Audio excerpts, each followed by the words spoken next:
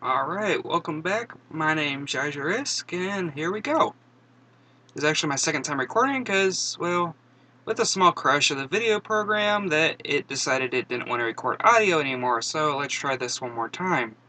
The only thing you missed is me hitting start and going into and, naming my home system, or home planet rather, which I've already done. Actually, it's the default name. I generally stick with the default name. Too much effort to come up with ours. However, to go over the basic user interface, we have systems, not just planets, except for like that, where there's just one planet. But you can have multiple planets in a system now, also gas giants, asteroids, and a few other things. There's a gas giant, and there's an asteroid. Basic display of the system, going over here, the star indicates it's the capital of a province, which we'll get into later, and the laurel indicates it's actually my faction capital. Up here you have a list of planets in the color of the faction. Usually you only see two colors, maybe your color in white, or an enemy faction color. Usually you can't colonize planets that are in another person's control. Here's the name of the planet, or the system, the decal. And over here, these circles you see, you can have up to 4, usually start with 1, are the stations that you could put in the system. You can put up to 4 of the main types, mining stations don't count, or gate stations if you're Hiver. And you can also put them around a planet, you can only have 4 around a particular planet. Here I have 1 naval station and 1 unclaimed. Your other 2 systems start with, actually click on it, start with none. You might notice these little numbers to the right here, and a lot of people get confused about these. What these are is your total number of cruiser equivalent ships you can have based in fleets at a system, and the current number. I currently have 21 cruisers in these 4 fleets. This game is fleet-based. For the most part, you can't do anything without a fleet. These first 2 you'll have in every system. Here's your reserve, where basically the ships are mothballed, they don't do anything, and if you lose the system, they are destroyed. The defense fleet, only certain kinds of ships can go in here, mostly platforms and system defense boats. However, for the moment, nothing to put in here. These are in addition to any fleets you might have stationed in a system when you come into combat. So you start with anywhere from 4 to 6. I believe it's 4 or 5 if you're Hiver. The Hiver do start as another, because they are a little slower starting out. Up top, you see number of planets, 0 of 6. Any planet gives you 6. Naval stations give you more, and they can give you even more based on the where it's based on some of the modules you put on, which we'll get into those later as well. Starting down here, let's start over here. Here's the list of people playing, and I actually can see the names of the different factions. It's all automatically decided. Wardens of Darkness. Alright, I can live with that. If you're playing multiplayer, it gives you an indication of who's hit in turn. Here's the event icon for some of the events that happened last turn, as well as a ticker for the events that happened last turn. However, since turn 1, previous turn was turn 0, not much happened then. This little question mark you can click, it pops up a quick screen giving you basic information on different things. On the screen, event history, again, last turn was turn 0, not much happened. Here's actually something I forgot to talk about last time, was a chat. There's a global chat feature in this game. It's actually an IRC channel that Kerberos hosts. There's a lot of good people in there. Everybody it's playing is currently hooked up unless they've set it to not connect. You can find me, a couple other people in there all times of the day. Ask questions, just general chat. Here's something that's actually kind of interesting. Load up the terrain view. This basically shows, the terrain view is basically just, things to talk about where you're at in a general form. Also, you have the normal views. The main screen survey gives you an indication of what systems you've surveyed. Systems you have surveyed are going to be in their color. Systems you haven't are going to be in this light blue. Also, you can tell if you've surveyed a system by the name. It's kind of grayed out. Provinces, something, dealing with the government, less corruption, more trade, less piracy. Uh, Basically makes it easier to control your systems. You start out with one, this one's currently 0, you can make more, you cannot edit them, however, for better or worse. Your support range, basically how far your support goes with your ships, you only cost half endurance, or half the supply per turn while you're inside your supply range. Basically doubling this range of your ships. Central range, how far you can actually detect things. Sometimes you get an indication of some randoms, different fleets coming in. Your ships also have them. Hivers have very, very good with their gate system. Most others just have around their ships and planets. Here's the turn count and the end turn button.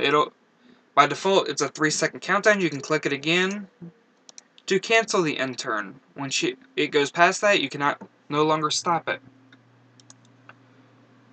Oh, check the time real quick. There we go. By the way, you can get a list of planets. Green, if they have the color, it's the color Empire that currently controls it. I'm the dark blue, so that would be mine. This is actually my home world.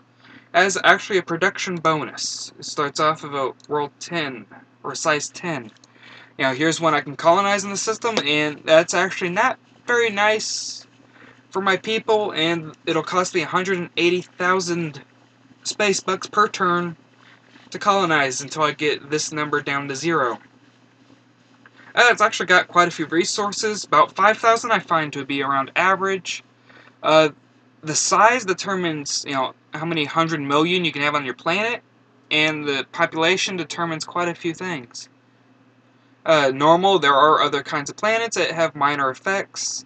The resources you cannot get back, but you can use them on either over-harvesting to get more per turn, or having a higher slider for your civilians. Your civilians determine your main population, your taxes, your trade routes, a lot of other rather useful things. The biosphere is how much of the natural flora and fauna is at a station. Main thing with it, the more biosphere you have total, the faster your psionic powers will recharge. Civilian population, again, taxes, and trade. Infrastructure is a percentage of how much, oomph and industrial output your system has, or can use. And the number of moons, mostly for gas giants, because, well, if this was actually habitable, I could actually colonize that one. And it's actually not good for anything. The resources on it are absolutely pathetic. Here's a quick overview of the system. It is a developed colony. Most factions, turn developed at around 200 climate hazard. Then they enter what's called a dome stage, and they get much better at terraforming and building factories. The income and taxes from a planet, the economic rating is, again, a percentage of how happy they are with your economy.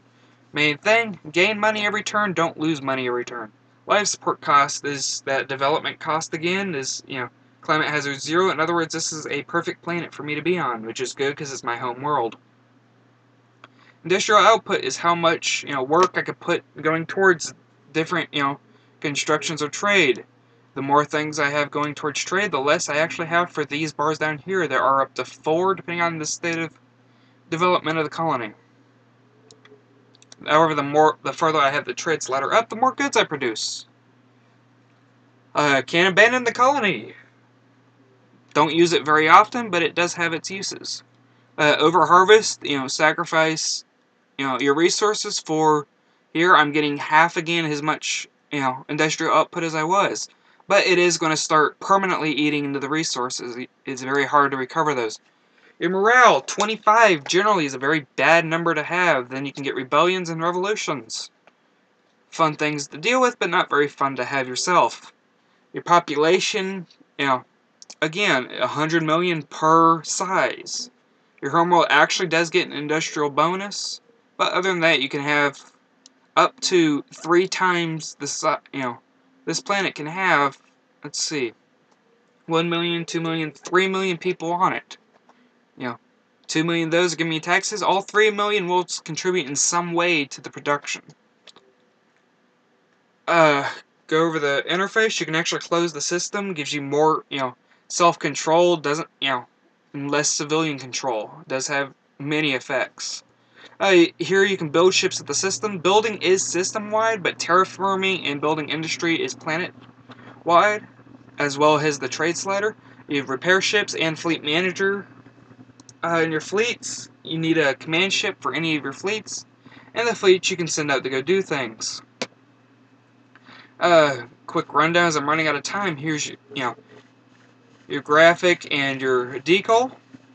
Your quick pie chart, as well as a quick slider for your research and government. Your treasury, your current research project. By the way, the spinning of the block will determine how fast you're putting towards research, and it will eventually stop if you have none. If you go higher up, it'll start spinning faster and faster. Over this black bar, that's cutting into your research, and you counteract that with security spending. We'll get into that later.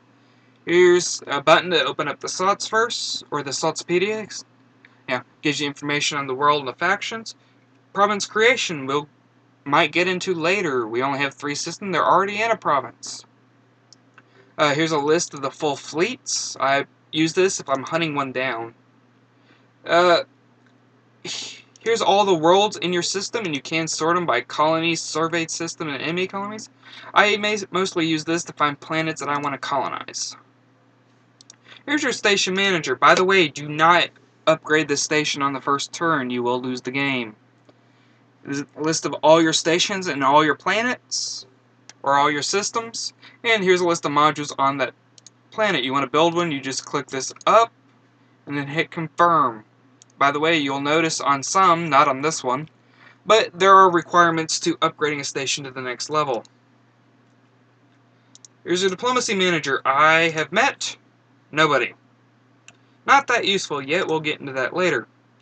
Here's where you can design ships, actually a fairly in-depth and relatively useful thing that I'll also get into later. By the way, any ships you design on the first turn, you don't have to prototype. Saves lots and lots of money. And here's where you go into the research forest. There's an awful lot of text, and I have a lot of different connections. And I'm running out of time, so this will be the end of the video. Have a good day.